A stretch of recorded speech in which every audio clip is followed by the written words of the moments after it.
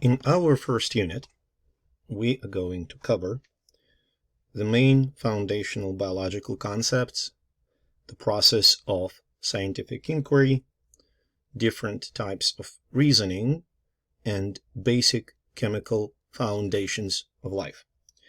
And we are going to start with a question: what is actually science? This definition is your operational one, but I specifically want to highlight that science relies on the acquisition of knowledge via scientific method. There are different sciences, from math and physics to biology and chemistry, that rely on the scientific method as the rationale for the acquisition of knowledge. We, of course, are going to be focusing on biology, which is the science that studies various living organisms. I must immediately say that one branch of biology, virology, studies viruses, which are not living, but we'll get to this in time. There's a common joke that any subject that has a word science in its name, such as computer science, political science, or social science, is not a science. And it is largely true, although members of those professions may find this opinion a little condescending. Natural sciences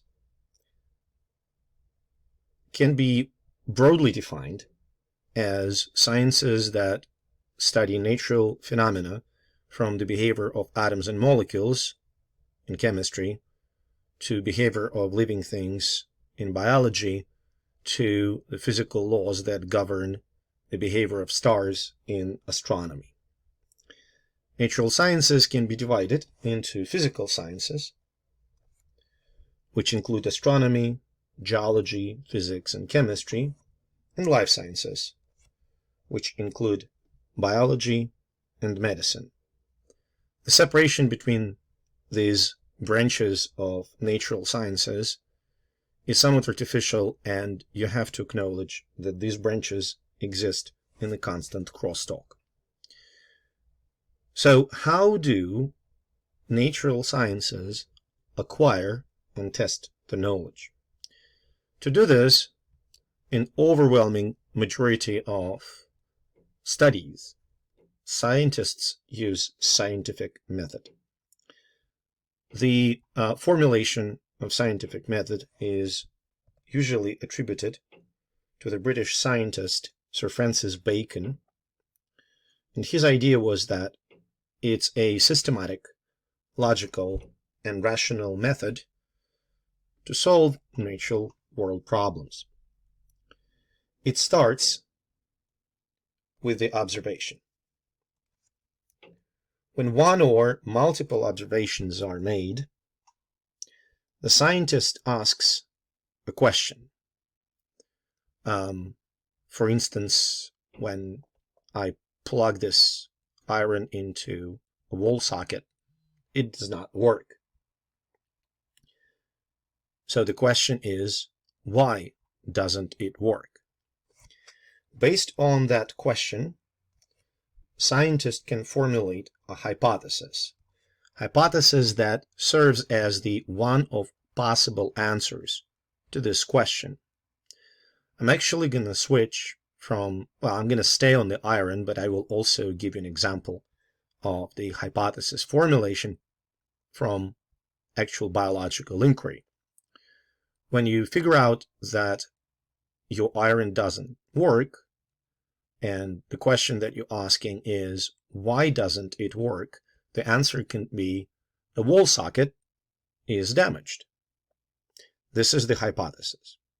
Biological example is when scientists were trying to figure out what is the mechanism for the DNA replication in cells. There were three hypotheses suggested. So the question was, how is DNA replicated? And the answers were DNA can be replicated in the conservative or semi-conservative manner. and eventually the experiment's allowed to reject one of the hypotheses and confirm another. But let's move on. What do you do after you formulate the hypothesis? You make a prediction. The prediction that you can make is that not only iron will not work if plugged into that particular wall socket, but also any other electrical device will not work. So once you made a prediction, you can perform an experiment, i.e., you can collect another electric device and plug it into that wall socket. Device that you know for sure is working. For example, you plug in the charger that used to charge a phone being plugged in another wall socket.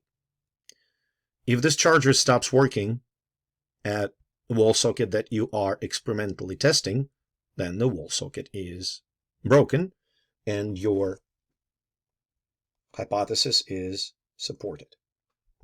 However, if the charger works in the wall socket that you are testing, the hypothesis is not supported. And what do? You try again. Obviously, you're not going to report your results of wall socket testing anybody else except maybe your family members. But reporting the results is also crucially important.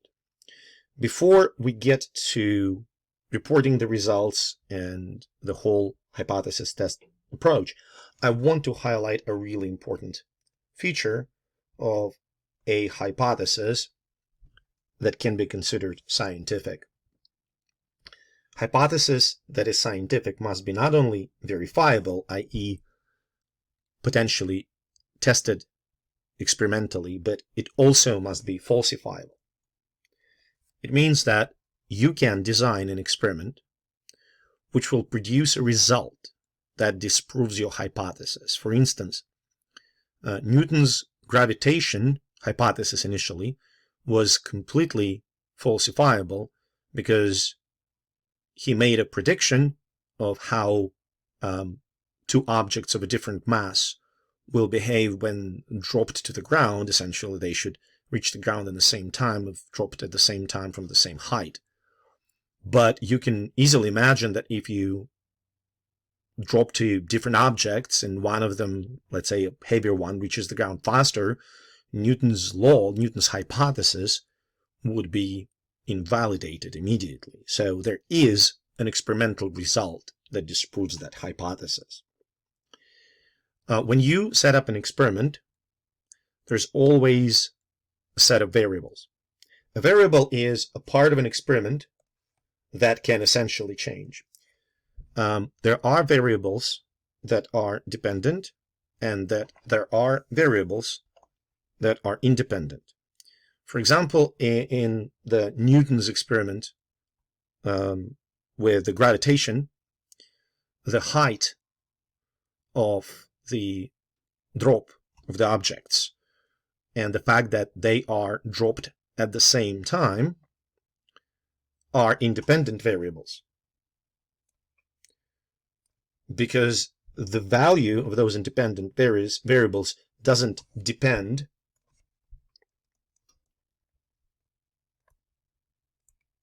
on another variable. On the other hand, dependent variable depends on another one. So the time that it takes for an object to reach the ground depends on the height of the drop. So that would be an example of a dependent variable. A hypothesis can be tested multiple times, and if it is consistently confirmed by various experimental techniques, and it allows to assuredly predict the results of the future experiments, it becomes a theory, which is a thoroughly tested explanation for different observations or phenomena. Now, I mentioned in the beginning that scientific method can be used and is used in most of the scientific experiments, but not in all of them. For instance, there is a descriptive science, or discovery science that is based on observation and exploration. For example, describing the genetic diversity of bacteria in the human gut does not rely on any hypothesis. We just collect the samples and analyze the DNA samples, DNA isolated from bacteria present in the gut of a particular person or multiple people. On the other hand, hypothesis-based science is the one that resoundingly uses scientific method to test certain ideas. For instance, the presence of certain bacteria in the human gut is connected or linked to some human diseases. For example, the abundance of so-called firmicute bacteria in the human gut is connected to the person's propensity to become obese. You can test that.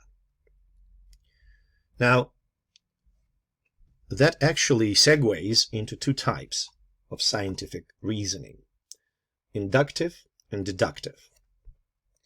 Inductive reasoning uses observations to arrive at the general conclusion. We can test bacterial composition of human gut and eventually arrive to the conclusion that two predominant taxa are Bacteroides and Firmicutes. But inductive reasoning is not foolproof because, for instance, John is bald, John is grandfather, all grandfathers are bald, or all bald men are grandfathers. This is not a logical transition from two statements to the inductionary conclusion. Okay? Here, you have an example of the proper scientific reasoning based on the observations that members of the species are not the same, that individuals within the species compete for the resources, and that allowed scientists to come to the conclusions that individuals that are most adapted to the environment are more likely to survive and pass their DNA to the next generation. Inductive reasoning, as you can see, is common in the descriptive science. Now, deductive reasoning is going from the general principle to specific results, the feature that is characteristic for a hypothesis-driven science. So we know that individuals are passing the traits to the next generation if they're most adapted to the environment. So if the temperature in the ecosystem increases, then those animals or individuals that are better adapted to warmer temperatures will outcompete those that are not. You have to appreciate, though, that descriptive and hypothesis-based science exist in the constant crosstalk, constantly interact with each other.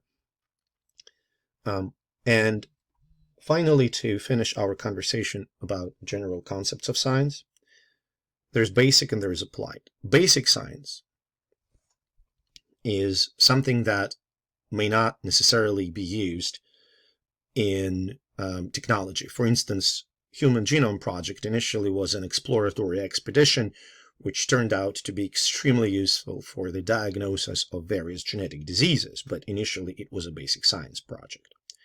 Applied science is the science that solves real-world problems. For instance, discovery of novel drugs, novel antibiotics is an example of the applied science.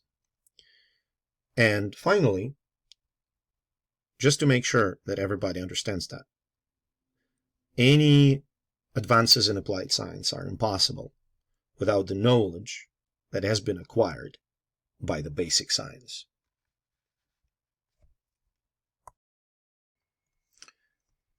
Now, once we have established the basic principles of the scientific inquiry, it is time to talk about the main features that allow us to distinguish between living and non-living things. Properties of life can be grouped differently. This is not the chiseled in stone piece of knowledge.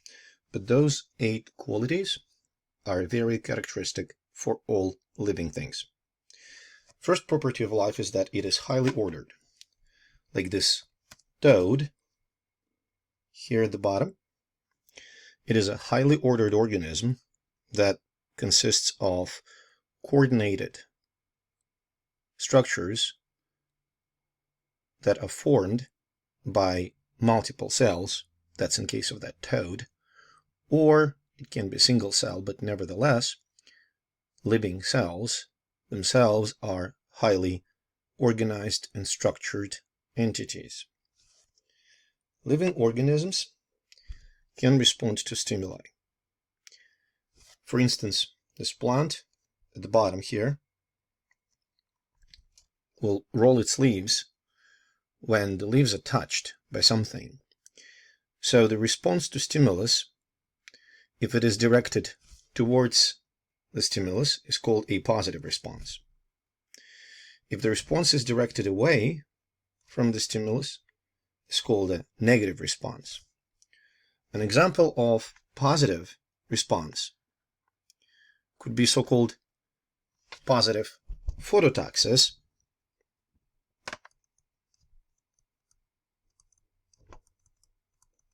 when cells, bacterial cells for example, swim towards the increased amount of light. Example of negative response, on the other hand, can be so-called negative chemotaxis, when bacterial cells swim away from antibiotic or any other toxic chemical. The third quality of life is reproduction. So in the process of reproduction, DNA is passed along to an offspring, and the importance of it is that DNA contains genes. These genes essentially are responsible for a particular phenotypical features of a living organism. So when this DNA is passed to an offspring, since it possesses the same DNA, will belong to the same species, but will have similar characteristics compared to its parents. Living organisms are capable of adaptation. Adaptation to changing environmental conditions allows the organisms to increase their reproductive potential, essentially allows them to better survive and reproduce, passing their genes along to the offspring. And we have to acknowledge that adaptation is not a process that goes with a constant rate. It can be faster, it can be slower, and it is driven by natural selection. Another term for the factors that drive adaptation is a selective pressure. For instance, when you introduce low concentrations of antibiotics in the animal feed, bacteria in these animals adapt to this elevated concentrations. And the mechanism of adaptation is that only the ones that can survive in these new environmental conditions under this particular selective pressure, they will be able to pass their gene to the next generation. Therefore, the population is selected to have this antibiotic resistance. Living organisms capable of growing and developing. So the growth and development of organisms is controlled by the genes that provide specific instructions. The expression of particular genes at the particular moment is what directs the growth of various parts of the organism and the development of various structures within the organism. Living organisms exist in a state of homeostasis and are capable of regulation of homeostasis. So first of all, what is homeostasis? My favorite definition of it is that a dynamic equilibrium.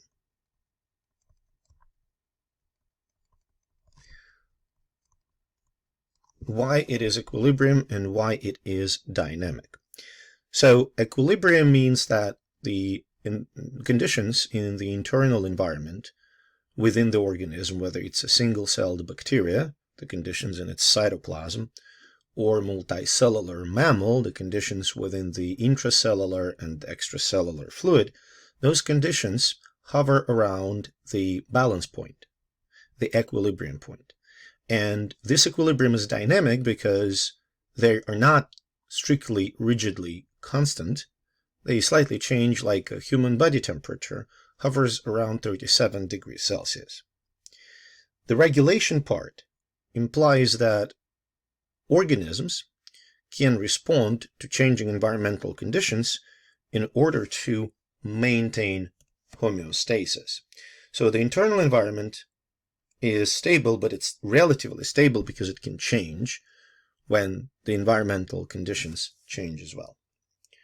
All living organisms are capable of processing energy.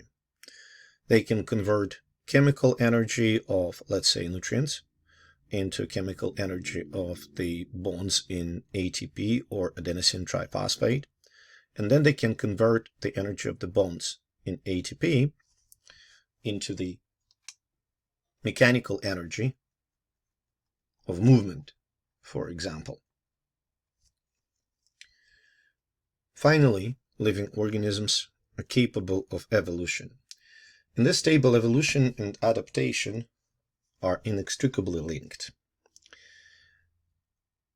Under the selective pressure, under the forces of natural selection, organisms that are better adapted to the environment have a greater chance to survive and reproduce. In other words, have greater reproductive success, which means their genes will be preferentially passed to the offspring in a population, which means the organisms in the population will evolve. And the key word here is the population.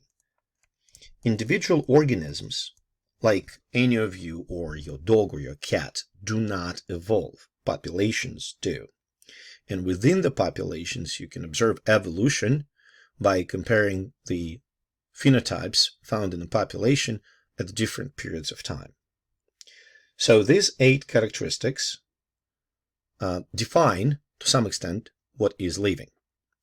Now, I want to highlight a couple of interesting outcomes of these characteristics. So first of all, we all heard about viruses, and they are non-living.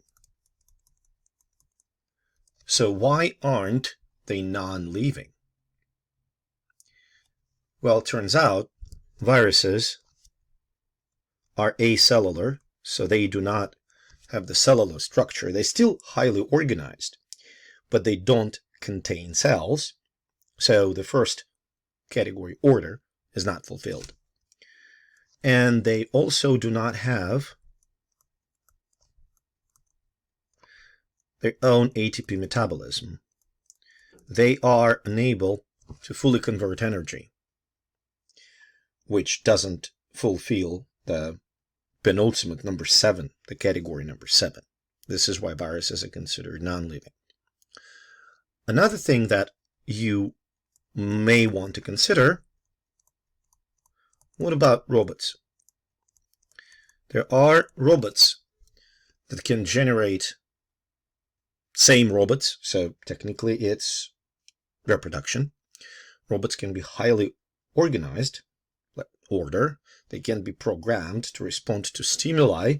So first 3 are characterized. However, they probably do energy processing, but they, for instance, will be unable to undergo evolution or adaptation. So at this point, we can argue that there are non-biological systems that can possess certain properties of life, but all the properties of life can be found only in the biological systems. The pictures at the bottom page, we already mentioned 2, illustrate some other concepts. For instance, this picture of a cat with kittens illustrates the concept of reproduction. The image of a polar bear with its thick white fur and the layer of fat that insulates its body illustrates the concept of adaptation to the environment. And the image of this bird of prey that moves around in the air illustrates the idea of energy processing, because this is what the energy is used for the movement. Now, going further, we need to understand the hierarchy of the chemical and biological structures that describe the entirety of life. And we're going to start at the atom. It's not a biological concept, but rather a chemical concept. It's the basic unit of matter, which cannot be broken down by any chemical changes, chemical methods. And it possesses the same, all the chemical features of a particular element. We're going to talk about atomic structure in this lecture as well. When atoms combine, they form molecules that consist of multiple atoms, and various molecules within the cell form organelles. Organelles are the structures within the cell that perform different functions, such as Golgi apparatus and the nucleus. Organelles form cells, which are smallest fundamental units of structure and function in living organisms, elementary building blocks of life. Cells can be divided into prokaryotic, always single-celled, or sometimes colonial but still not multicellular organisms. Prokaryotes are single-celled organisms that do not have membrane-bound nucleus and membrane-bound organelles. On the other hand, eukaryotic cells can be single or multicellular. They do have membrane-bound organelles and the membrane-bound nucleus. Various cells form tissues, such as human skin or connective tissue. Tissues form organs. Various tissues, connective, nervous, epithelial tissues, form organs, which in turn form organ systems. Organ systems comprise organisms. Now, all the organisms of a particular species that exist in a certain area represent a population of these organisms in a certain area. When you combine all the populations of different organisms, not only animals, but also plants, fungi, bacteria, and so on, these assemblies of different species of different living organisms that exist in a certain geographical region represent a community. Finally, communities, when they interact with the environment, say rivers, lakes, soil, rocks, mountains, anything that is non-living, represent an ecosystem. Ecosystems include both living organisms and the physical environment in which they live. All the ecosystems on Earth taken together represent the Earth biosphere.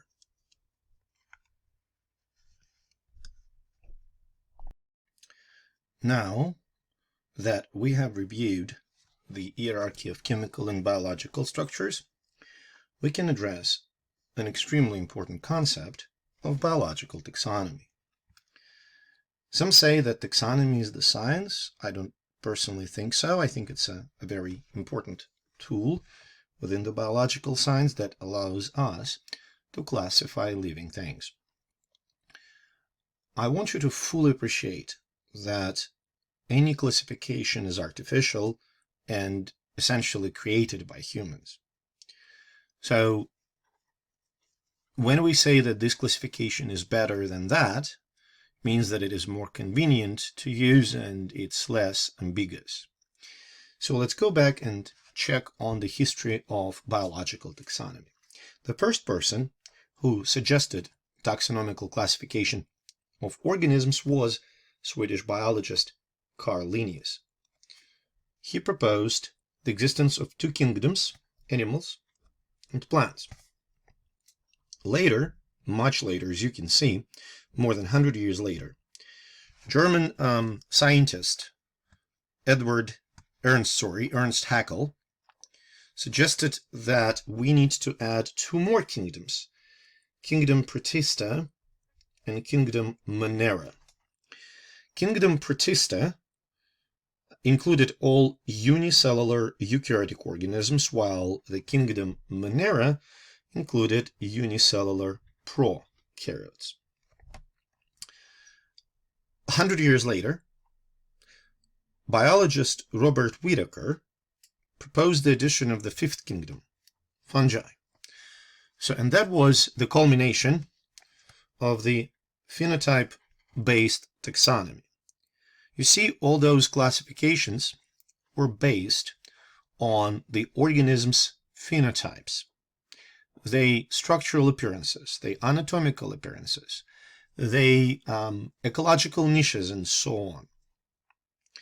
And this classification was as good as any other, but everything got shaken up later in 20th century when American scientist Carl Woese performed a routine evolutionary analysis of different bacterial species. In order to establish the evolutionary relationships between bacterial species, he sequenced the 16S ribosomal RNA gene in bacteria, and this gene is extremely conserved. So what does that mean? Conserved means does not change much. And the premise here was that if two prokaryotic organisms have very similar sequences of 16S ribosomal RNA genes, they are very closely evolutionarily related, much like when you do, for instance, 23andMe and you find second cousin or third cousin, the amount of genetic information that you share with your second cousin is greater than the amount of genetic information that you share with your third cousin, and so on. So during these experiments, when he was analyzing the sequences of 16S ribosomal RNA genes in different prokaryotes, he stumbled upon the interesting fact. Turns out that all these prokaryotes could be very clearly divided based on the sequences into two vastly different domains, archaea and bacteria. When he started comparing sequences of ribosomal RNA genes between pro and eukaryotes, he managed to identify three fundamental largest taxonomical units of life. Those were bacteria and archaea that we already mentioned, and also eukarya. So here, these domains are represented as the phylogenetic tree. So this structure, this line at the beginning, represents universal common ancestor.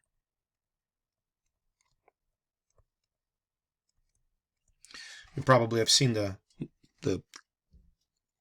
animated film Luca, Last Universal Common Ancestor. So that's that.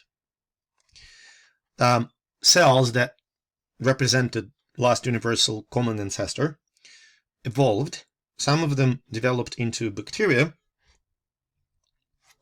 Some of them developed into archaea, and some of them developed into eukarya. Now you can clearly see that on this tree, the branching point between archaea and eukarya is separate from the branching point between these two groups in bacteria, which is here. What does that mean? It means that evolutionarily and genetically, eukarya and archaea are closer to each other than both of them are to the bacteria. In other words, if we use the relationship analogy, archaea and eukarya are like brother and sister, and both of them are cousins to bacteria. Now, if you will take a look at particularly the part of the phylogenetic tree that encompasses all eukaryotes, you may notice that there are still animals, fungi, plants. Those are the kingdoms that remained from the Whittaker classification, which illustrates an amazing feature of biological science in particular and science in general. Instead of completely dismantling the previous ideas, science often incorporates them and uses in the future. So right now, the full taxonomical classification can be represented right here. So let's say we are talking about dogs or wolves, which belong to the same species. Dogs and wolves represent the same species, Canis lupus. They belong to the genus Canis. I'm going to pause right here and I'm going to illustrate this. So the name of the species is Canis lupus. The first word in the species name represents the genus, and both words represent the species. This is called binomial nomenclature.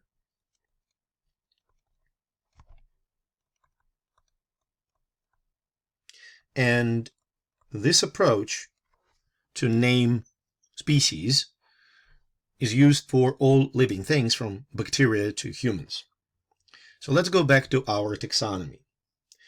Genus Canis, which incorporates such similar animals as dog, wolf, and coyote, are the part of the greater family Canidae.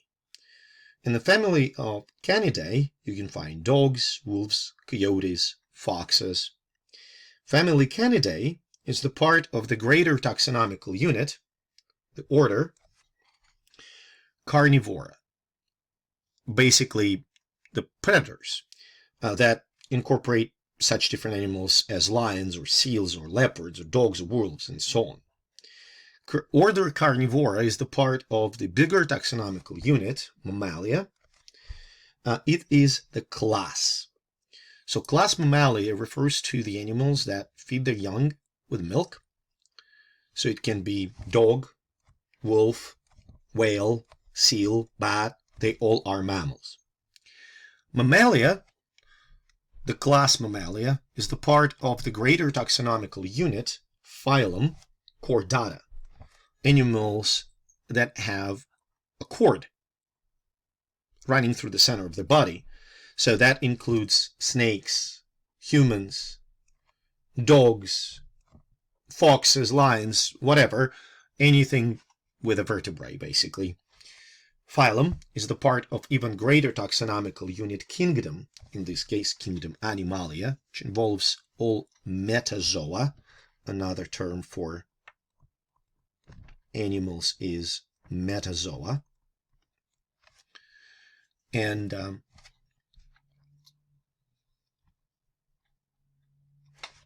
they incorporate anything from moth or earthworm or helminth, actually, to a dog or a lion or human.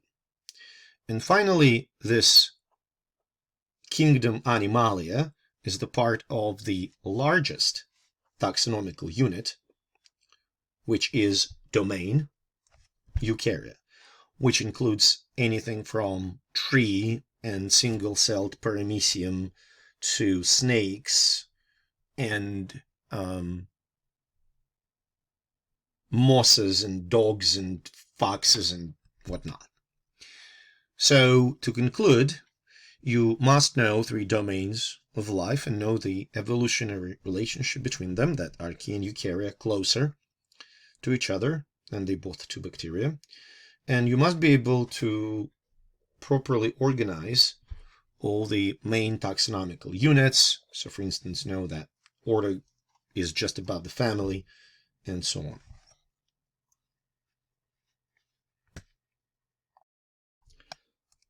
Now we are going to step back and talk about some basic chemical concepts that are absolutely essential for the proper understanding of the properties of biological systems.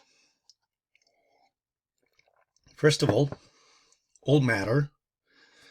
Matter is anything that occupies space and has mass. All matter is composed of chemical elements. All elements have their own unique properties, so that the properties of one element are different very much, or not by much, but different from the properties of another element.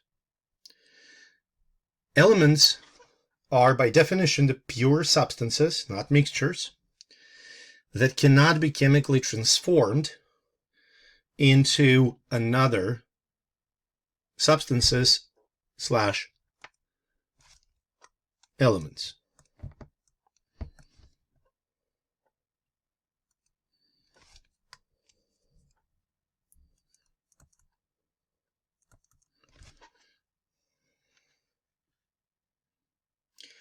The smallest component of an element, which retains all of its chemical properties, is an atom.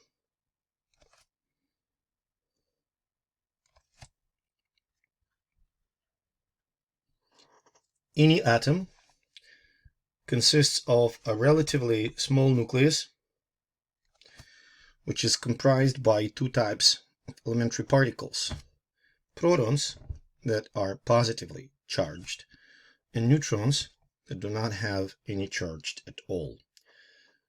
Nucleus in any atom is surrounded by a large volume occupied by negatively charged electrons. Electrons are extremely light. If you compare the masses of electrons to the masses of proton and neutron, whether they are expressed in grams or atomic mass units, the masses of electrons are, the mass of electron is much smaller than a mass of a proton or a mass of a neutron. We probably should step back and explain what an atomic mass unit is. So if you take a mass of a nucleus of carbon-12, we're going to talk about what this carbon-12 means, and divide this mass by 12, you get an atomic mass unit. Now, for our intents and purposes, we're going to consider the mass of a proton being 1 atomic mass unit, mass of a neutron being 1 atomic mass unit, and the masses of electrons, we can basically ignore them because they are incredibly small. They do not affect the mass of an atom that much. Now, if you look at the charges, proton and electron have the same unit charge because they charges expressed in Coulomb are the same. The unit charge for electron is -1. The unit charge for proton is +1. Neutron, as we mentioned before, is not charged, so its charge is 0. Now, considering that we discussed what we discussed already, we can easily come to a conclusion that the nucleus is where the most of the atom's mass is concentrated, since protons and neutrons are heavier than the electrons. Nucleus also contains all the positive charges in the atom. On the other hand, electrons occupy most of the space in the atom and contain all the negative charges. If you look at two illustrations here at the bottom of the slide, first of all, you can see that the size of a nucleus compared to the size of an atom is very small. Nuclei are very small.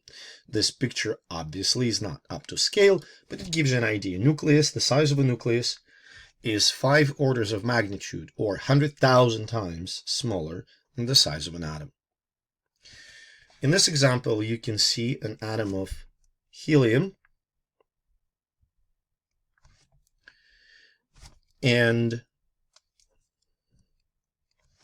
you can see that in the nucleus of the helium atom, I have 2 neutrons and 2 protons. So in atomic mass units, the mass of an atom of helium is 4, since we decided that neutrons and protons are all going to have 1 atomic mass unit. The positive charge in the nucleus is +2 to protons, and it is counterbalanced by 2 negatively charged electrons. Now we need to talk about a very important concept of the energy of electrons.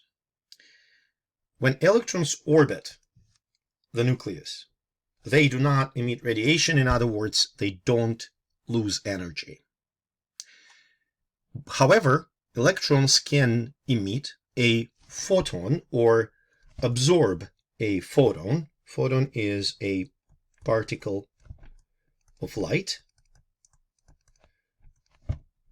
or electromagnetic radiation. When they absorb a photon, they will move to the higher energy level. Any system in nature is most stable when the energy of that system is the lowest. So in a hydrogen atom, an electron moves in the orbit called 1, first orbit. And in this case is the principal quantum number. It's not going to be on the exam, just letting you know. Okay, and it shows the number of the orbital. So when n equals 1, it's the only orbital that exists in an atom of hydrogen. It is the lowest orbital with the lowest energy, so-called ground electronic state. When this electron absorbs a photon, it moves up to the greater energy level from 1 to 2. So this is the photon absorption. When that electron jumps back from an excited state to a less excited or ground state, the photon is emitted. Photon is released. In other words, if you apply an external energy to an electron to excite it, it will go from the lower energy level to the higher energy level. And if that same electron goes from the higher energy level to the lower energy level, it will emit photon with the same exact energy that was used to move it up a level. So now let's focus our attention on the key terms related to a concept of an atom. Each element has its own atomic number. Atomic number of an element is the number of protons in the nucleus of an atom. So what is the importance of the atomic number for our understanding of the properties of the chemical element? Turns out that the value of the atomic number determines the identity and therefore the properties of an atom.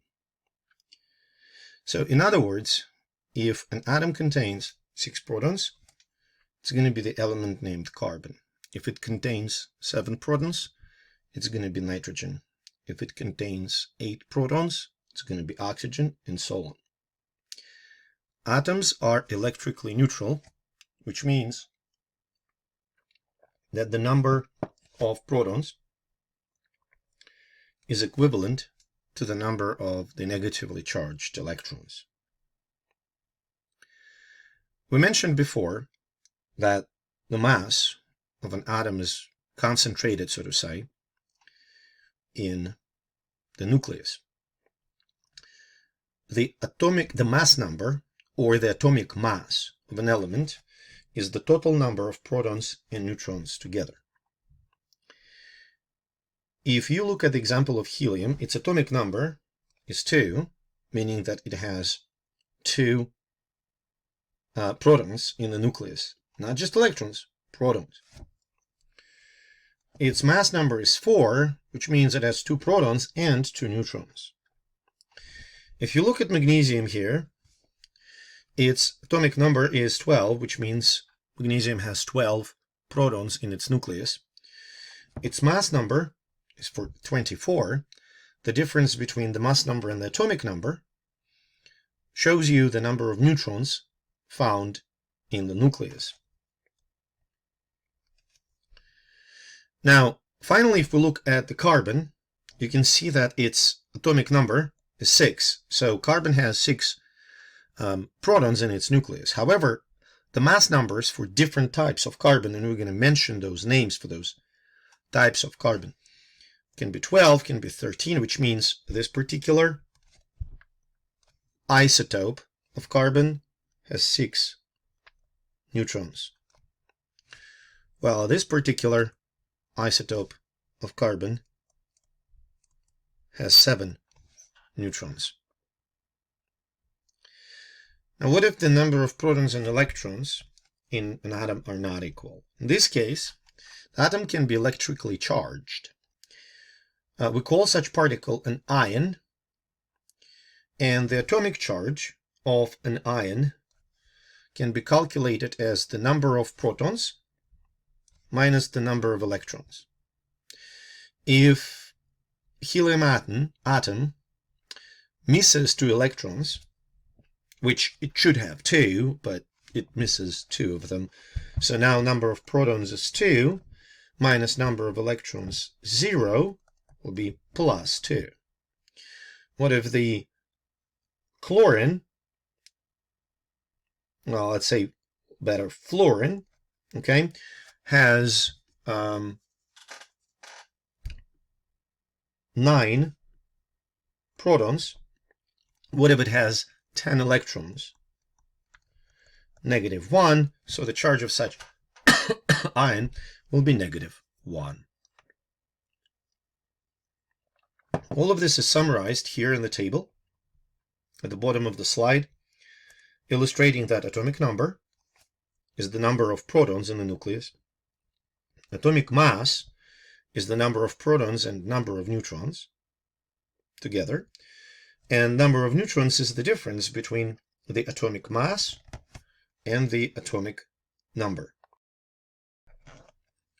As we mentioned before, it's possible that the number of neutrons in the nucleus of an atom can be different. Like in the example with these 2 different types of carbons. One carbon has 6 neutrons. That's the one on the left. And one carbon has 7 neutrons. It's the one on the right. The atoms that have the same atomic number or the same number of protons, but different atomic masses, which means different number of neutrons, called isotopes. For instance, here the magnesium is a mixture of 3 isotopes. Each isotope has an atomic number of 12.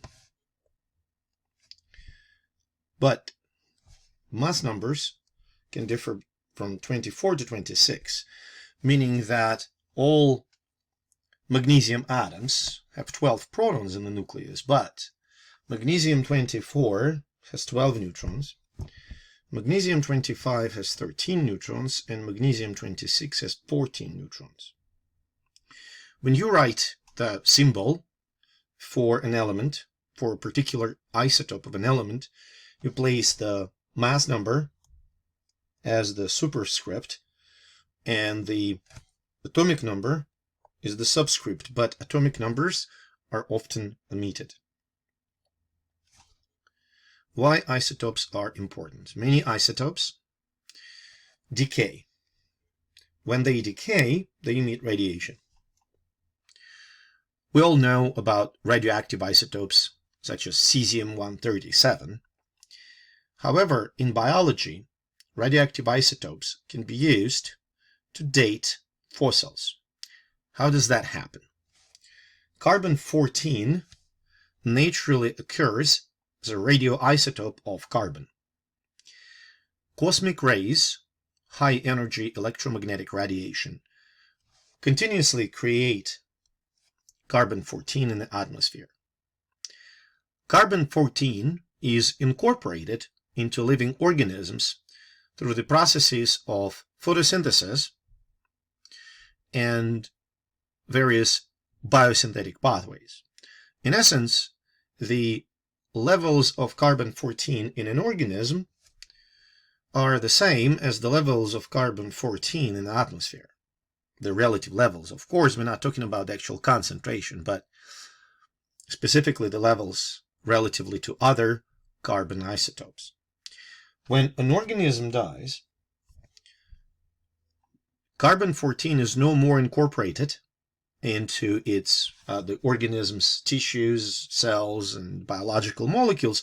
Therefore, the ratio of carbon-14 to other non-radioactive isotopes of carbon in that organism declines. And not only this, we know how quickly carbon-14 decays. When it decays, it gets converted into nitrogen-14, so-called beta decay. And the half-life of carbon-14 is 5,730 years. So when we measure the relative level of carbon-14 in a fossil and compare it to the relative level of carbon-14 in the atmosphere, measuring the difference between these two levels and knowing the half-life of an isotope, half-life is the time during which the number of the isotope atoms is reduced in half, we can determine the age of a fossil.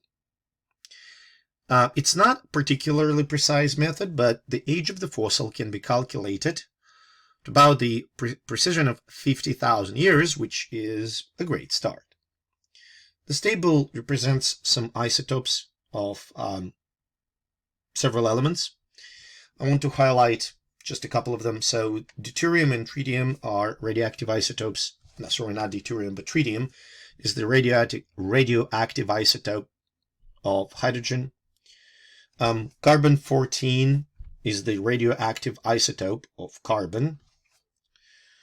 Oxygen-18 is non-radioactive isotope, but still a very important isotope of oxygen, which also allowed scientists to prove that all oxygen on Earth was generated by living things in the process of photosynthesis. Obviously, you don't need to memorize all those isotopes, but you should be able to calculate the number of neutrons based on the atomic number and the atomic mass.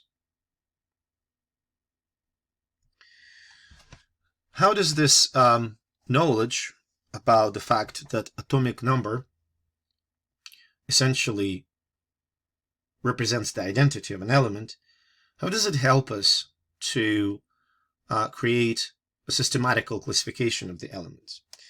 In the late 19th century, Russian chemist Dmitry Mendeleev,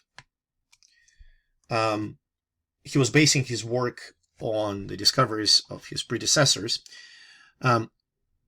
He developed a periodic table. He basically recognized the periodic relationships between the properties of the elements and the atomic numbers. There's a widespread legend that he actually saw the table in a dream, and the most fascinating achievement of his was that he used his table, which is shown here. The first version of the periodic table is shown here. He used his table to predict the existence of elements that were not yet discovered. So he predicted the existence of gallium that was similar in properties to aluminum, and the existence of germanium, which was similar in properties to silica. And the discovery of those two elements after Mendeleev predicted their existence provided a significant support to Mendeleev's work over the periodic table. In essence, periodic table represents what we call a periodic law. The properties of the elements, chemical elements, are the periodic functions of the atomic numbers. In other words, the elements in the first group are very similar. Elements in the second group are very similar, and so on and so forth.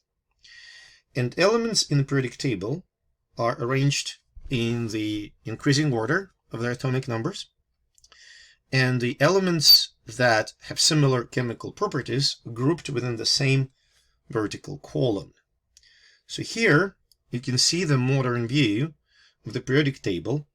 I want to highlight some of the columns here. So first, this group of elements, the first group without hydrogen, is called alkaline metals. They all have very, very, very similar properties. This group of elements right here, the second group, is alkali earth metals, also with a very similar properties. This part of the table represents transition elements. Okay, and here we go again. We have main groups, and I want to highlight a few more. So first of all, this 18th group, which represents noble gases, extremely inert elements. Then group 17, I'm not including technetium because it is a radioactive element and nobody actually studies the chemical properties of it. So those are called halogens because they form salts, and they have very similar chemical properties. And finally, the elements in the 16th group here, except for polonium, have very similar chemical properties as well. Sometimes they are called chalcogens. This table, my speech now, so my goal is to illustrate that chemical elements in the same group, generally speaking, have similar chemical properties. And the group is the vertical column. A few more things about the periodic table. I want to highlight this, that we already established that groups are vertical columns. Now the horizontal rows are periods, and within the period the properties of elements change in a certain periodic manner, and in each period the changes follow pretty much the same pattern. Now, last thing to talk about when we discuss atoms is to talk about ions. Atoms may gain or lose electrons, as we mentioned, and then they become electrically charged particles that we call ions. Periodic table can actually predict whether an atom will form an anion, negatively charged ion, or a cation, positively charged one. And it also can predict the charge of the ion. Generally speaking, main group metals lose electrons in order to obtain the same number of electrons as the preceding noble gas. For instance, atoms of alkali metals will lose one electron, having the same electron number as the previous noble gas. For lithium, it's going to be helium. For sodium, it's going to be neon. For potassium, it's going to be argon, and so forth. They're going to lose one electron and form a cation, positively charged ion, with a +1 charge. Alkaline earth metals will lose 2 electrons and form a cation with 2+ charge. For instance, magnesium, when it loses 2 electrons, it obtains the same number of electrons as neon, the previous preceding noble gas. Nonmetals generally gain electrons, and they gain electrons in order to have the same number of electrons as the next noble gas. So for instance, oxygen, atom of a group number 16, will gain 2 electrons, acquiring the charge of -2, becoming an anion, negatively charged ion, to have the same number of electrons as the next noble gas, neon. Chlorine, the element from the group 17, will gain 1 electron, form an anion with -1 charge, and will acquire the number of electrons characteristic for the next noble gas, argon. So here you see the comparison of sodium atom and sodium ion. Sodium atom has a nucleus with 11 protons and 12 neutrons. It also has 11 electrons. When it loses one electron, I want you to focus your attention on this. The number of protons in the nucleus does not change. The number of neutrons in the nucleus doesn't change either, but the number of electrons is now 10, not 11. So the size of the ion is smaller than the size of the sodium atom. It also has 10 negative charges juxtaposed to 11 positive charges. Therefore, the charge on the sodium is +1. Now that we understand the structure of an atom, we can use that knowledge to figure out how our atoms are connected to each other by chemical bonds. The most inert elements in the periodic table are noble gases. They are inert because of the completely filled valence or outer shell. The outer shell in most elements can possess maximum of 8 electrons. There are exceptions, hydrogen and helium. For those atoms, the most stable configuration is having 2 electrons on the outer shell, but those are details that don't play a major role in our conversation. Turns out that any ion is most stable when its electron configuration matches the electron configuration of the adjacent noble gas. For instance, in sodium,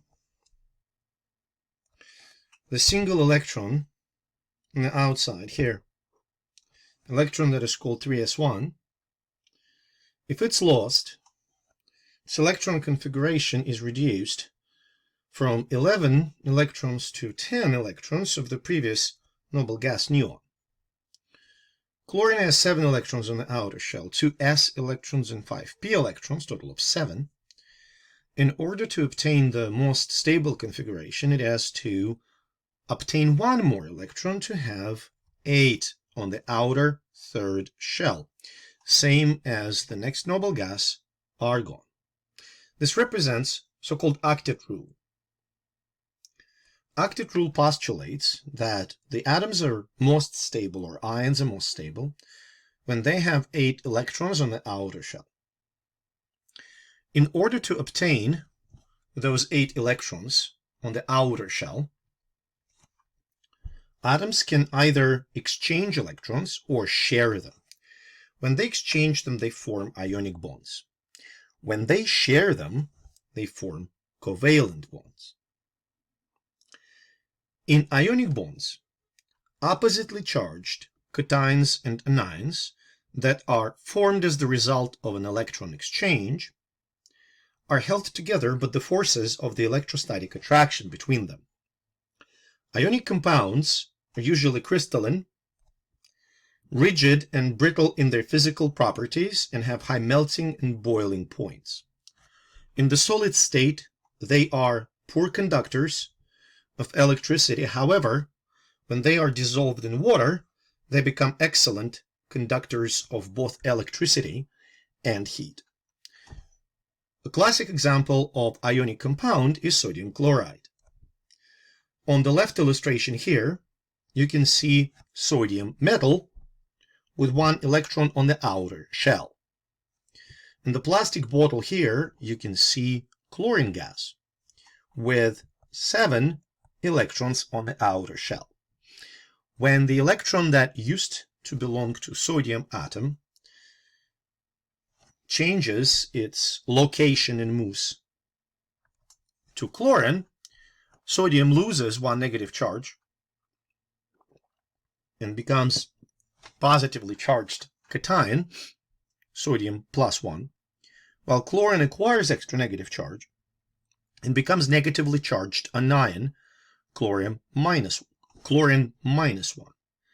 Negatively charged chlorine and positively charged sodium are electrostatically attracted to each other, forming the crystalline structure of sodium chloride, where ions are organized in lattice-like structure, establishing electrostatic interactions with adjacent ions. In case of covalent bonds, electrons are not exchanged but rather shared. If atoms are identical, then electrons are shared equally. However, if atoms are different, electrons can be shared unequally. So for instance, in case of bond between two hydrogen atoms, it's like sharing an Xbox between two identical twins. They both are equally strong and no one can win the competition, so they will share Xbox equally. However, if atoms are different, for instance, hydrogen chloride, chlorine atom tends to pull electrons stronger towards itself, which results in the change of electron distribution so that more electrons spend more time near chlorine than near hydrogen, which means chlorine acquires partial negative charge, while hydrogen acquires partial positive charge. This bond is polarized. It's called polar covalent. So for instance, here, the examples of bond types in water, here, the bond between oxygen and hydrogen in water is polar covalent. Electrons are shared unequally and are shifted towards oxygen from hydrogen, giving oxygen partial negative charge and hydrogen partial positive charge. Electrons in the bond between carbon and hydrogen in a molecule of methane are not shifted anywhere, so this bond is nonpolar covalent. In the molecule of carbon dioxide, electrons are shifted from carbon to oxygen, which makes the double bond between oxygen and carbon polar covalent. However, the entire molecule is nonpolar, and we can talk about it in a minute. Now, what determines whether the electron density will be shifted towards one atom or it will not? Every element has its own feature called electronegativity, which is the tendency of a particular atom to attract electrons. The greater the ability of an atom to attract electrons, the greater its electronegativity. Essentially, electronegativity determines the distribution of shared electrons between the two atoms that form a bond. In polar covalent bond, electrons are always shifted towards the more electronegative atom, which acquires a partial negative charge. The greater the difference in electronegativity, the more polarized the bond is, and the greater the partial charges of the atoms. Electronegativity increases from left to right across the period, and it decreases down the group.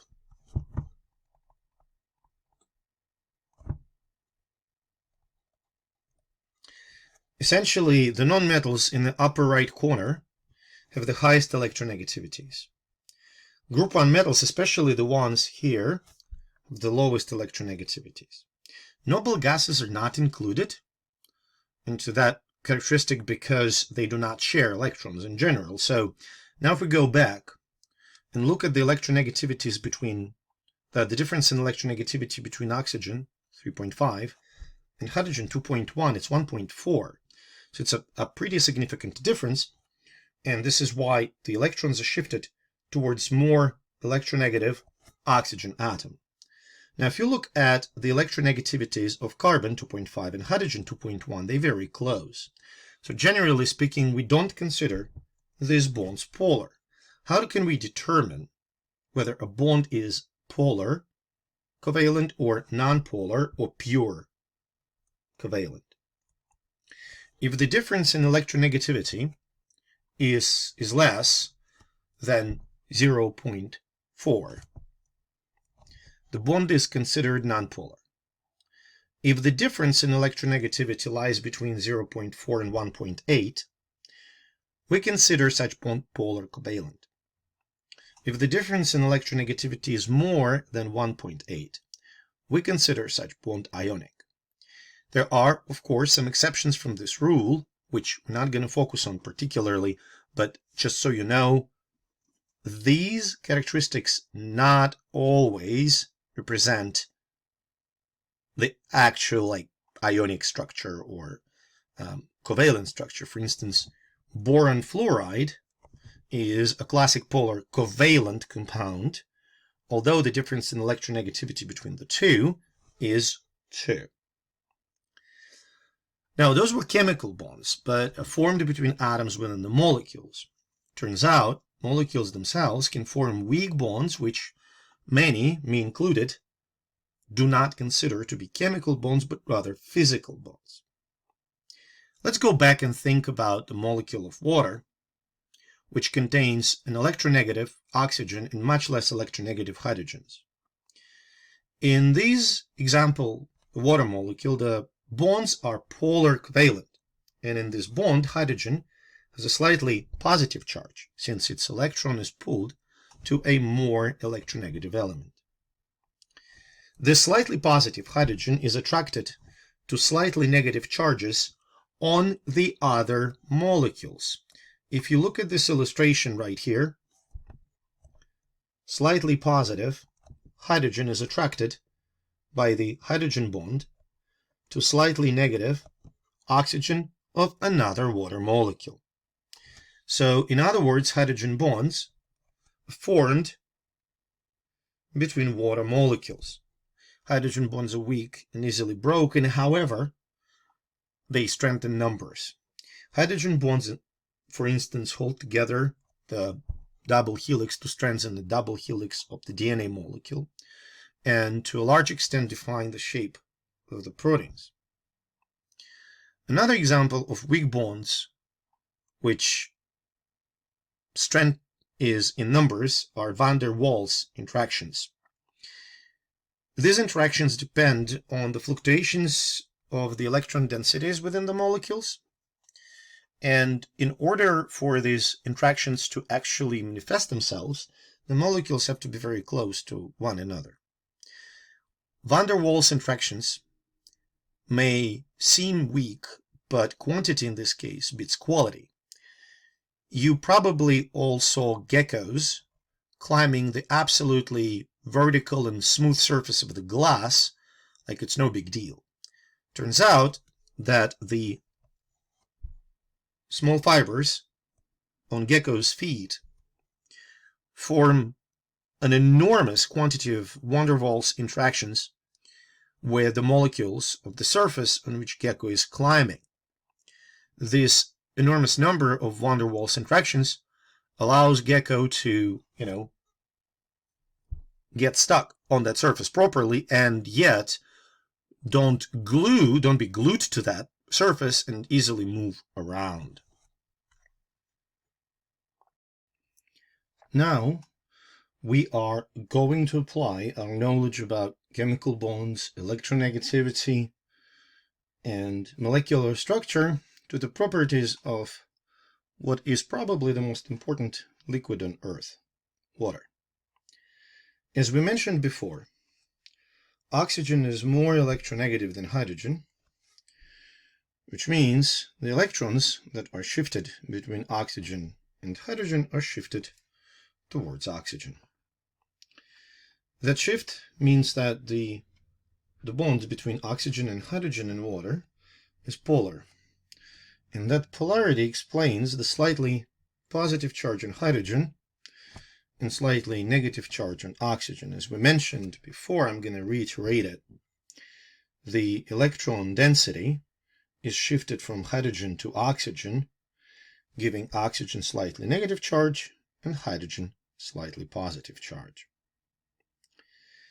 This positive and negative charges and the uneven distribution in the water molecule makes water molecule a dipole, meaning that you can represent water molecule with one end being slightly positive and another end being slightly negative. This uneven distribution of charges in the molecule of water allows it to interact with other substances that contain polar covalent bonds, or ions, such as cellulose, or proteins, or ions like sodium, potassium, chloride, and so on and so forth. Substances that interact readily with the polar molecule of water or dissolve in it are called hydrophilic or water-loving. For the future reference, please remember then that polar substances are hydrophilic. While nonpolar molecules, for instance oils that do not contain large number of polar covalent bonds, they don't interact well with water and are called hydrophobic or water-fearing. So again, nonpolar molecules are generally speaking hydrophobic. Some examples of hydrophilic substances are demonstrated in the table. Proteins, carbohydrates, nucleic acids, salts, and alcohols are all hydrophilic. Fats, oils, sterols, and various hydrocarbons are all hydrophobic.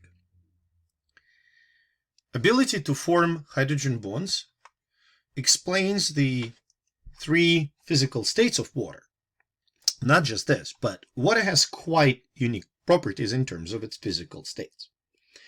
When water is liquid, hydrogen bonds between the molecules are constantly formed and break. They break due to the motion of water molecules. When you increase the temperature of liquid water by applying heat, molecules move faster, which means hydrogen bonds break completely and do not reform, and that means water evaporates, forms vapors. When the temperature of liquid water decreases, water molecules move less and less and less until they stop moving at all and form stable arrangement of hydrogen bonds between water molecules, essentially forming crystalline ice. Interestingly enough, ice is less dense than liquid water, and this is the unique property of water. In most cases, the solid form of a compound, for instance, solid mercury, will be more dense than liquid mercury. However, in example of water, ice is less dense because water molecules, they push each other farther apart in ice than in liquid water.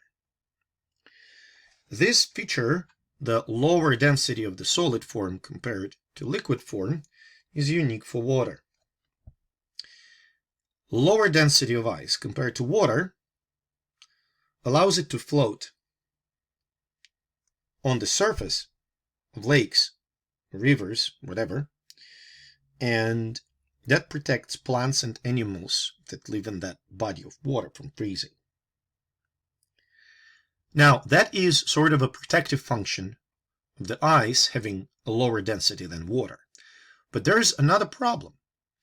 When water freezes, it expands because ice has a lower density. When it expands, it can break fine cellular structures because, remember, living organisms, they consist of mostly water. When water inside the cell freezes, ice crystals can rupture membranes, damage organelles, and so on. So this is why we're not successful in our attempts to freeze a living organism and then, bring it back to life. Ability to form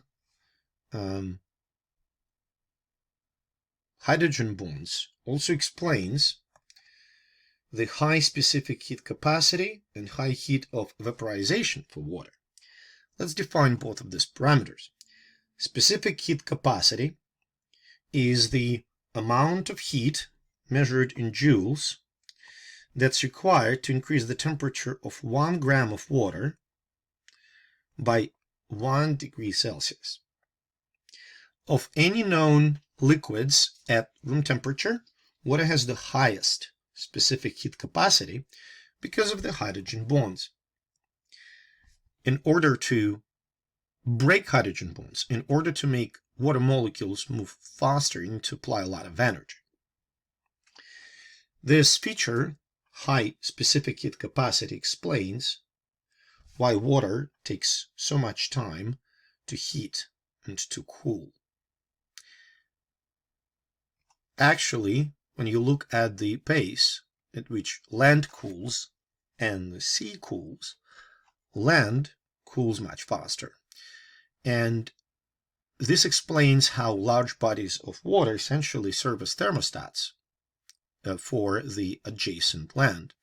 For instance, the weather in Cleveland is milder than in the continental cities located at the same latitude. This is because of Lake Erie. Lake Erie is the massive body of water that in the winter cools down slower than the land, providing sort of a thermostat for the adjacent territories. This property of water, the fact that it takes so much time for it to cool down or to heat up, allows warm-blooded animals to evenly disperse heat and maintain even body temperature. Heat of vaporization is the amount of energy that's required to change 1 gram of liquid substance to gas, and the units are joules per gram. Water has a very high heat of vaporization because this heat has to be spent to break hydrogen bonds in order for water to evaporate.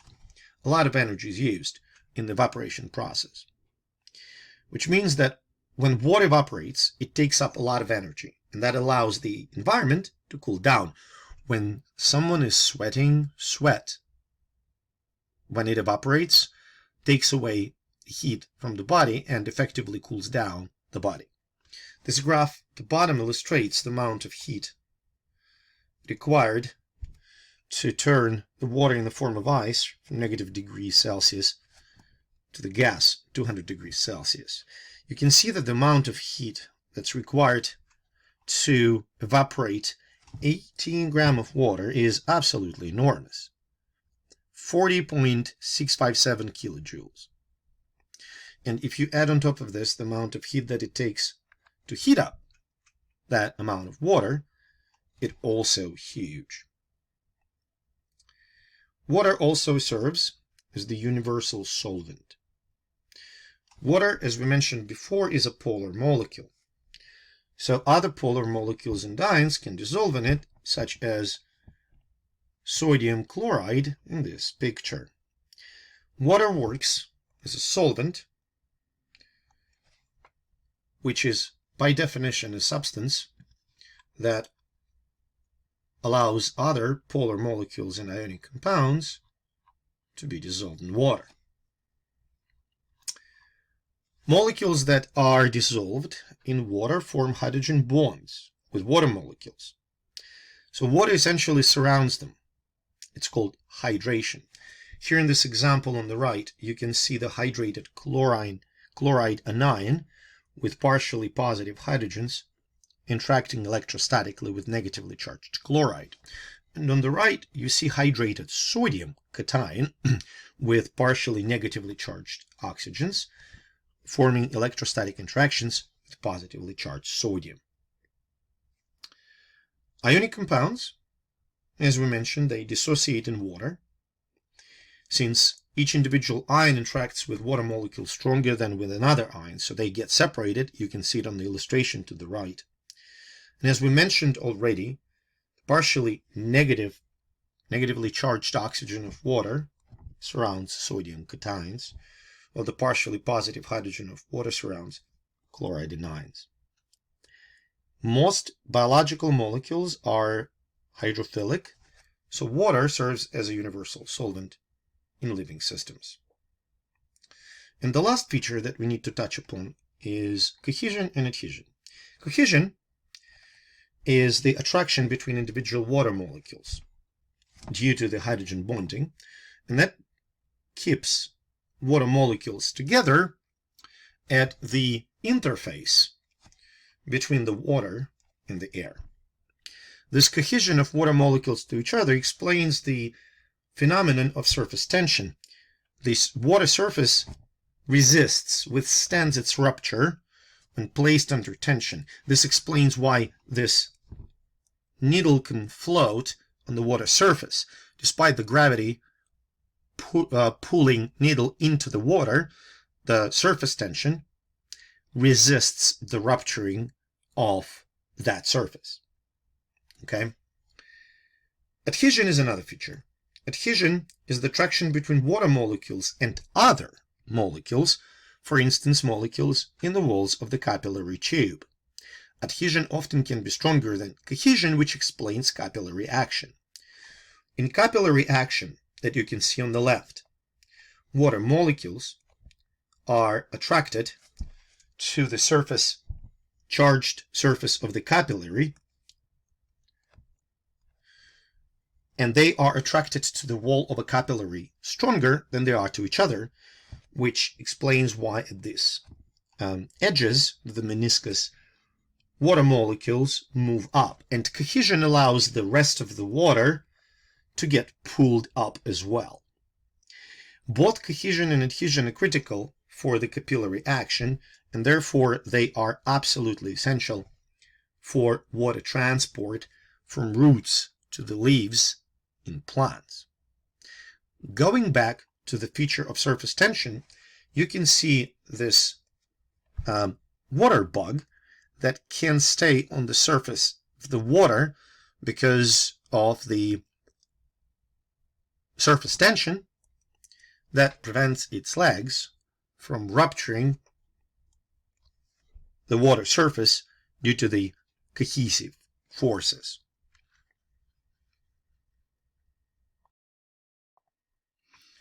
As we mentioned before, water, when ionic compounds or polar compounds dissolve in water, especially ionic compounds, they dissociate. That also includes acids and bases.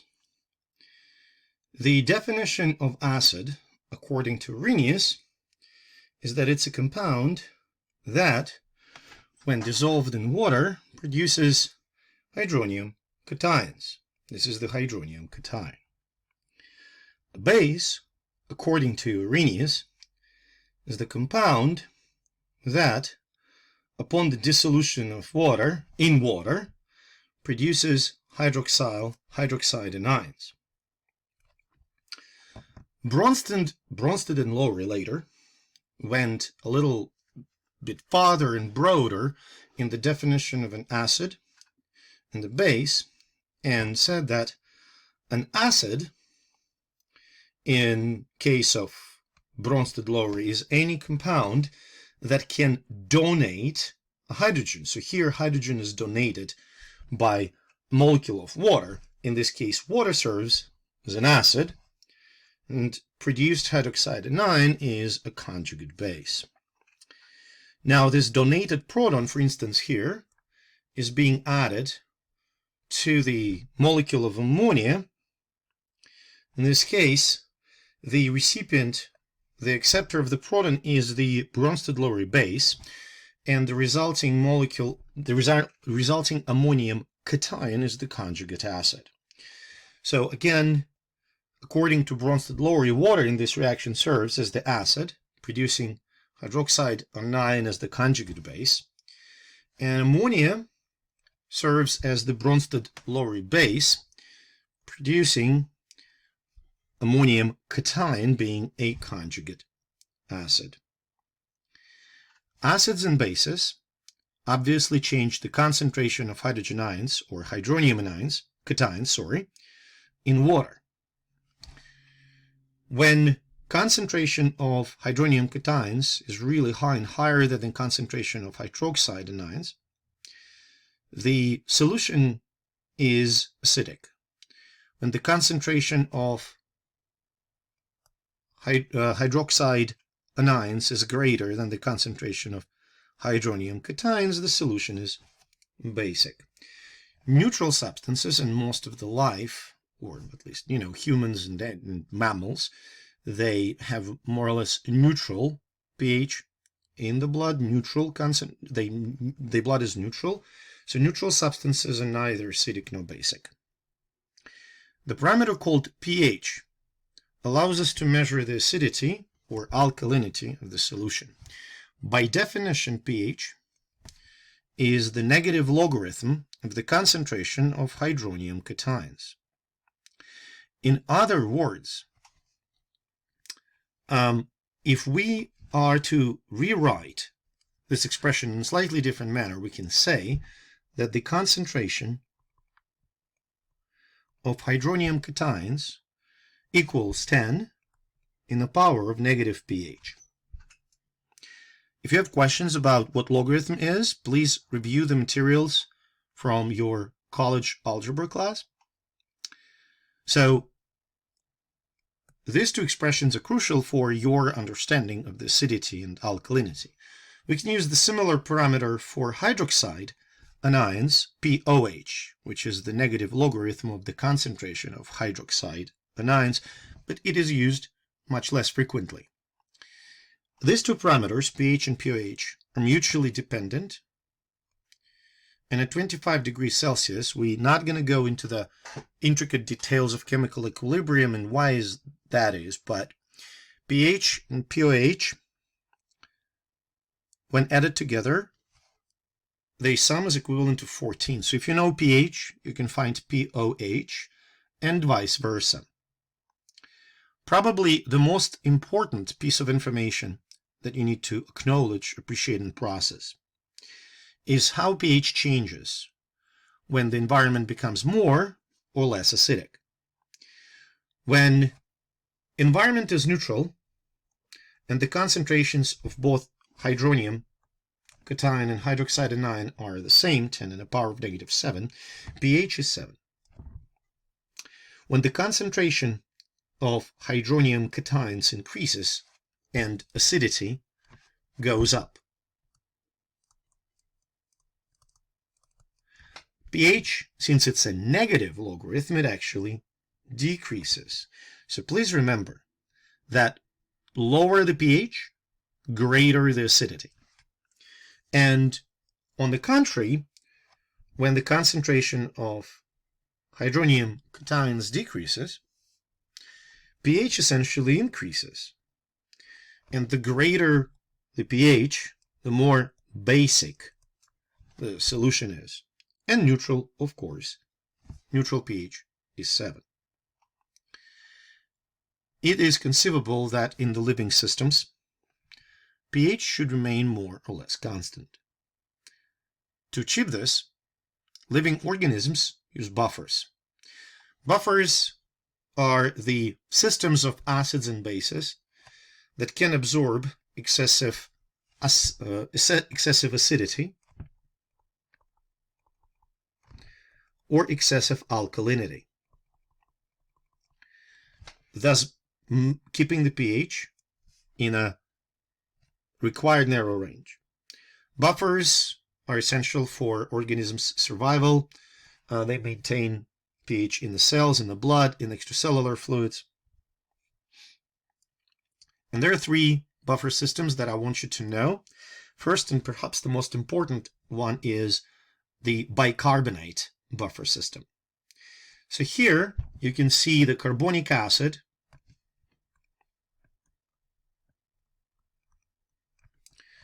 in the center, which exists in the equilibrium with the hydrogen ion and the anion of bicarbonate.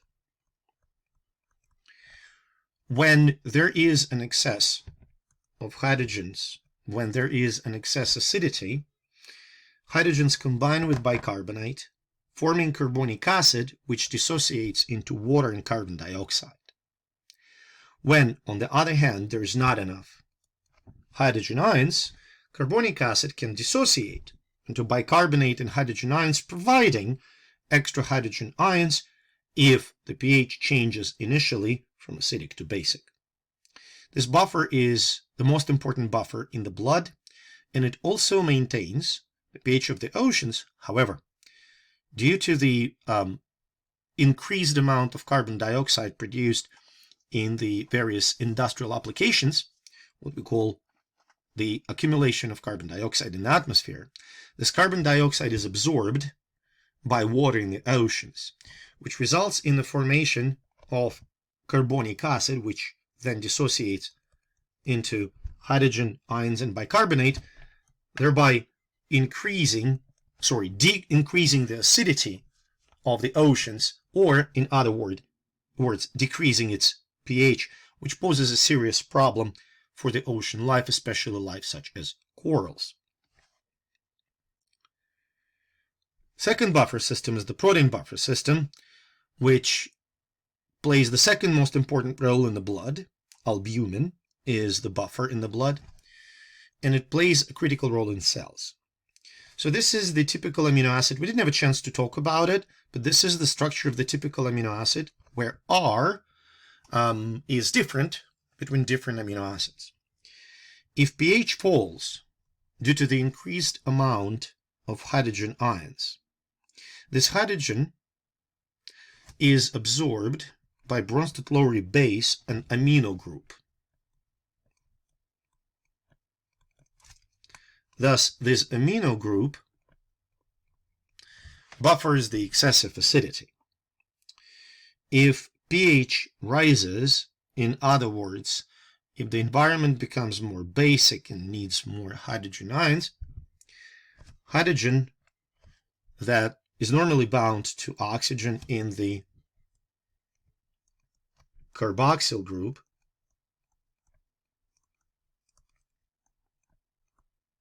this hydrogen dissociates from the carboxyl group, providing the necessary acidity to counterbalance the change towards the more basic pH. And finally, phosphate buffer system, which plays an important role in living cells as well as in the urine, is the fine balance between two different cations formed by the phosphoric acid. When there is an excessive acidity, increased hydrogen ions amount, hydrogen binds to hydrophosphate cation, forming dihydrophosphate cation. When there is an excessive base, hydroxydenine, in this example, dihydrophosphate cation donates hydrogen, resulting in the formation of hydrophosphate cation and water.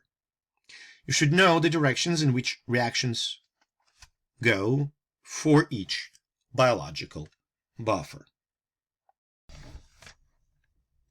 Now that we have learned the main properties of water and aqueous solutions, we need to identify the specific cohort of molecules that comprise living organisms. We call them organic molecules.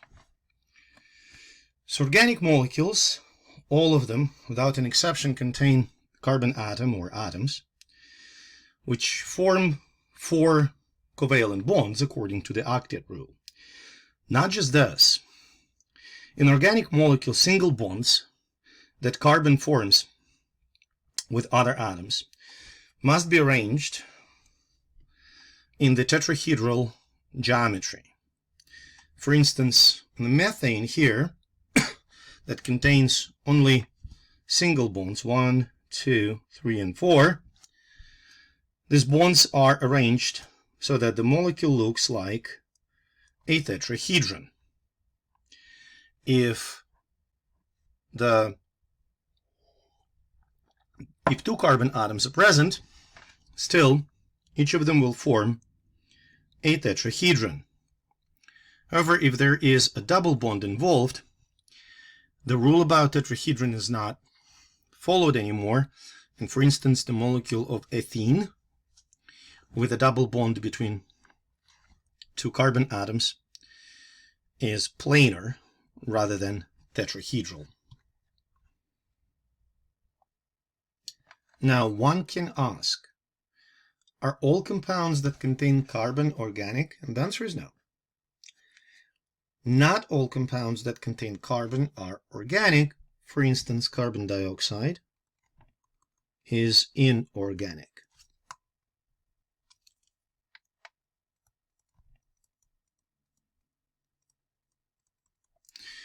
On the other hand, all organic compounds contain carbon without an exception. So our first encounter with organic compounds will be with hydrocarbons. Hydrocarbons are organic molecules that consist only of the carbon and hydrogen. They can exist as chains. They can exist as rings. Those are rings of hydrocarbons. Ethene will be the first example of the chain, or combinations of chains and rings. The bonds between the carbons can be single, like in cyclopentane or cyclohexane, double, like in benzene or ethene, or sometimes even triple covalent. These bonds, single, double, triple, will ultimately define the geometry of the hydrocarbon molecule. If the molecule contains mostly single bonds, not necessarily only single bonds, but mostly single bonds, we call such hydrocarbons aliphatic. If the molecule contains alternating single and double bonds, such as in the molecule of benzene, you can see here, double, single, double, single, double, single, such hydrocarbons called aromatic. The unique feature of organic molecules is that they can form isomers. Isomers are the molecules that have the same chemical molecular formula, but are different in terms of the positions of atoms and or chemical bonds. First type of isomers that you need to know is the structural isomer. Structural isomers, they differ between each other in the placement of the covalent bonds. For instance, if you look at the molecule of butane and isobutane, they both have same number of carbons and hydrogens, but the arrangement of the bonds is different between these two molecules. Geometric isomers have similar placement of the covalent bonds, but the orientation of the covalent bonds differs between different molecules.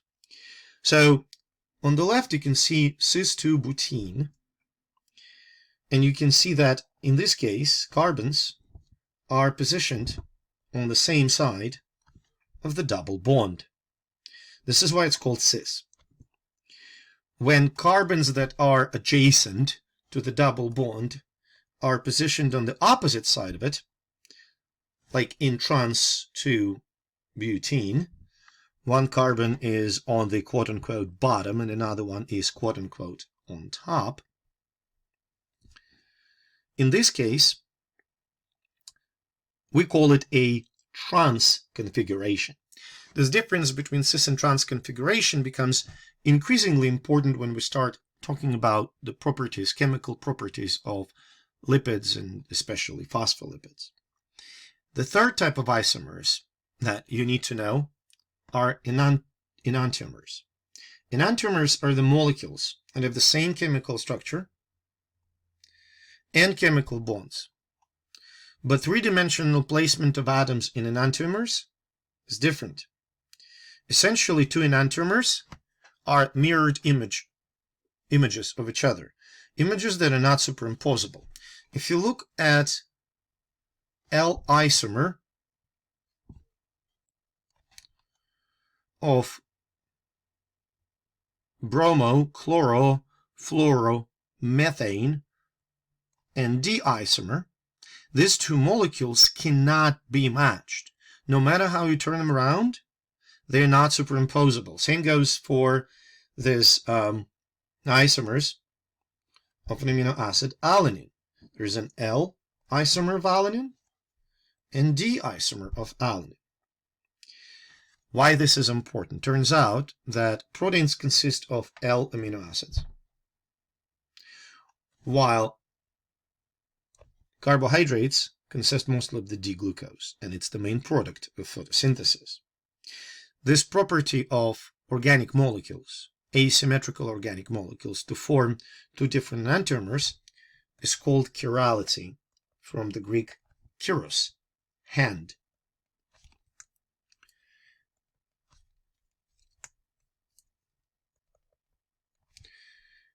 Chirality explains, basically the analogy here is that you have two hands, they're very similar, but they're not superimposable because they are the mirrored images of each other.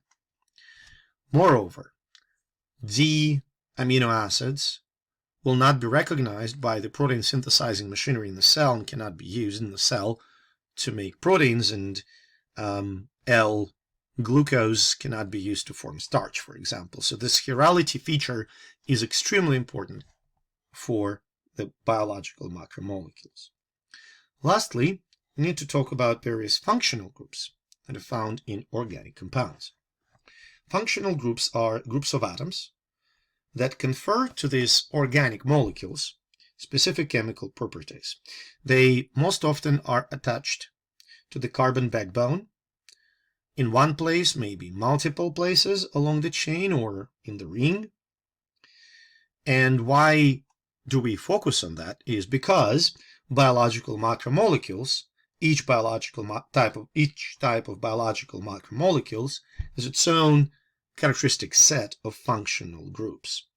For instance, proteins that consist of amino acids contain carboxyl groups which are charged, can be ionized.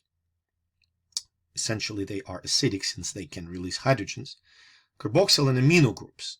Amino groups are considered to be basic because they can remove hydrogens from the solutions, and they can be charged. They can accept hydrogen, forming NH3 group, something like that.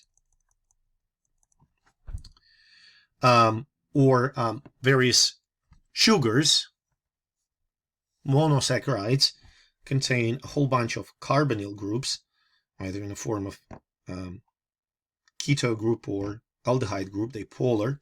So that determines the functions of those particular molecules.